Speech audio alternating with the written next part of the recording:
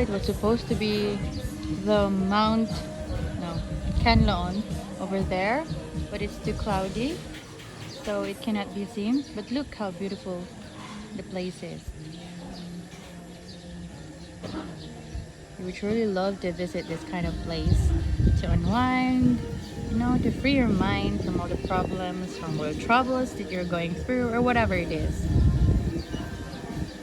If you just want to, a calm place to visit, it's so nice.